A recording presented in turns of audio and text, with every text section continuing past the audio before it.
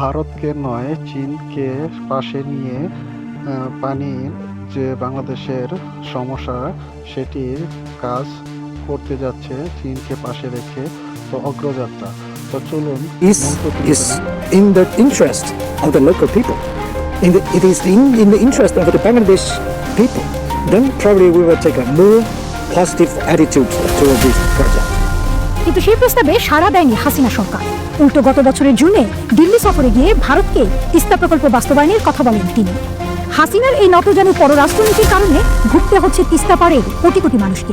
শুষ্ক মৌসুমে খরা আর বর্ষা মৌসুমে বন্যা দিয়ে বাংলাদেশের বিরুদ্ধে পরোক্ষ যুদ্ধ ঘোষণা করেছে তারা।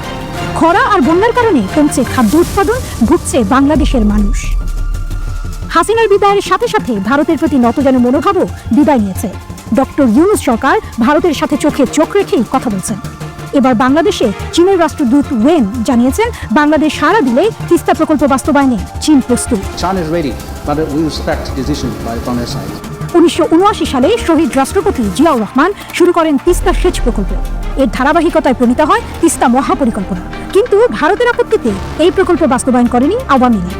বিএনপির ভারপ্রাপ্ত চেয়ারম্যান তারেক রহমান বলেছেন, ক্ষমতায় গেলে তিস্তা মহাপরিকল্পনা বাস্তবায়ন করা হবে। আগামী দিনে অবশ্যই আমরা অগ্রাধিকার ভিত্তিতে তিস্তা মহাপরিকল্পনা বাস্তবায়নের সব রকম উদ্যোগ আমরা ইনশাআল্লাহ গ্রহণ করব।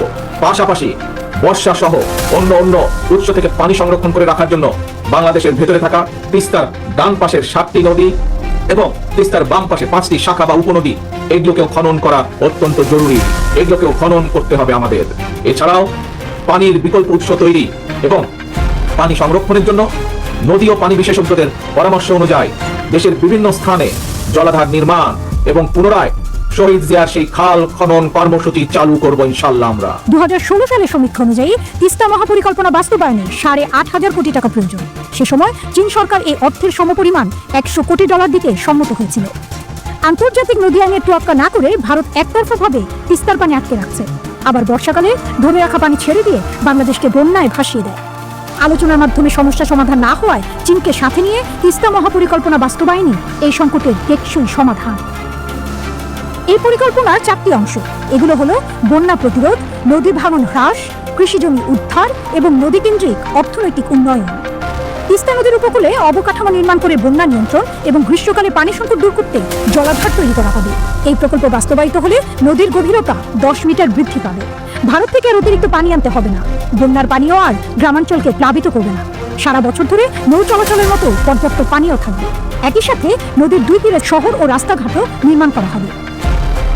এর মধ্য দিয়ে দূর হবে তিস্তার দুঃখ, আর উত্তরাঞ্চলের 5 কোটি মানুষের ভাগ্যেরও পরিবর্তন ঘটবে। চীনকে নিয়ে কাজ চলতে যাচ্ছে। ভারতের সাথে যে পানির যে চুক্তিবদ্ধ হয়েছিল তা এখন পর্যন্ত বাংলাদেশ পায়নি।